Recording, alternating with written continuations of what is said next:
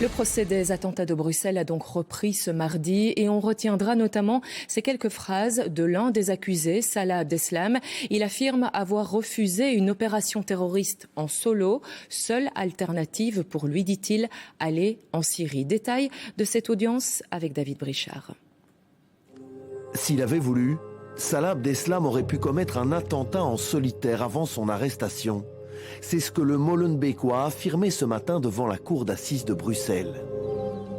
On m'a demandé si j'étais prêt à faire une opération tout seul si on me confiait une Kalachnikov par exemple. J'ai catégoriquement refusé. Là, on m'a dit qu'on allait me trouver un chemin vers la Syrie car je n'avais rien à faire ici.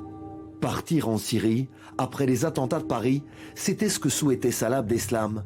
À l'époque, la réalité est pourtant tout autre. En cavale à Bruxelles, l'ennemi public numéro 1 doit faire face aux doutes des autres terroristes.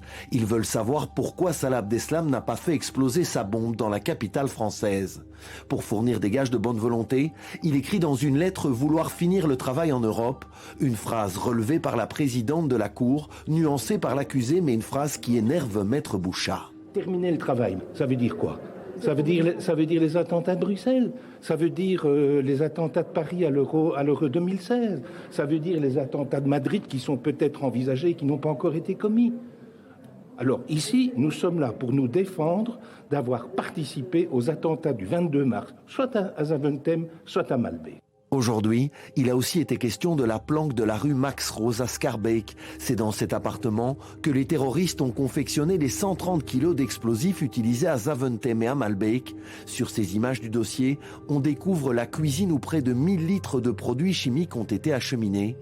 Au cœur de ce débat cette fois, l'homme au chapeau Mohamed Abrini. Il était là pendant la fabrication mais dit être resté dans le salon et nie toute participation. Dans ses auditions, il avait toujours expliqué qu'effectivement, même que ce soit à Driss ou à Max Rose, que ses occupations journalières étaient celles de lire, d'être sur la PlayStation, de regarder des reportages, mais qu'il n'a à aucun moment participé à la fabrication du TATP. Si l'agenda n'est pas bousculé, l'interrogatoire des accusés devrait se terminer jeudi. La présidente a dit qu'elle irait si possible au finish pour ne pas prendre du retard.